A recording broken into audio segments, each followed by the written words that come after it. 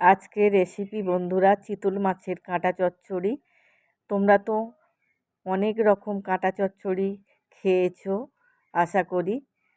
এইরকম চিতল মাছের কাঁটা চচ্চড়ি তোমরা কোনো দিন বানিয়ে খেয়েছো বন্ধুরা? তোমরা ভিডিওটা দেখতে থাকো। আমি প্রথমে চিতল মাছের মাথা আর কাঁটা ভেজে নিলাম। ওই তেলের মধ্যে আলুগুলোকে একটু হলুদ গুঁড়ো দিয়ে ভেজে নিলাম। অনেকটাই তেল দিয়েছিলাম, কড়াইতে এখনও তেল আছে। তেজপাতা, শুকনো লঙ্কা আর গোটা গরম মশলার ফোড়ন দিয়ে দিলাম পেঁয়াজ কুচি।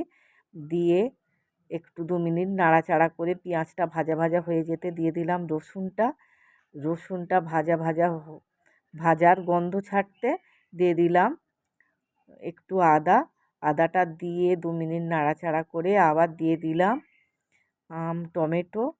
সামান্য লবণ দিলে টমেটোটা নরম হয়ে যায়। তারপরে দিয়ে দিলাম গুঁড়ো মশলা, হলুদ গুঁড়ো, লঙ্কার গুঁড়ো, জিরের গুঁড়ো আর সামান্য জল দিয়ে ভালো করে কষিয়ে তেল ছেড়ে যেতে দিয়ে দিলাম ভাজা আলু। দিয়ে গরম জল ঢেলে দিয়ে 5 মিনিট ঢাকা চাপা দিয়ে রান্না করে নিলাম। আলু সিদ্ধ হয়ে যেতে দিয়ে দিলাম কাঁটাগুলো। আবার 2 মিনিট ঢাকা চাপা দিয়ে রান্না করে নিলাম। রেডি হয়ে এসেছে আমার চিতল মাছের কাঁটা চচ্চড়ি। নামাবার আগে দিয়ে দিলাম একটু গরম মশলার গুঁড়ো। রেডি আমার চিতল মাছের কাঁটা চচ্চড়ি। এবারে আমি সাদা ভাতের সঙ্গে টেস্ট করব। তোমরা যদি আমার ভিডিওগুলোকে ভালোবেসে থাকো আমার চ্যানেলটাকে সাবস্ক্রাইব করে দিও। আর নিত্য নতুন ভিডিও দেখার জন্যে সাবস্ক্রাইব করা থাকলে মানে তোমাদের কাছে নোটিফিকেশান আগে চলে যাবে।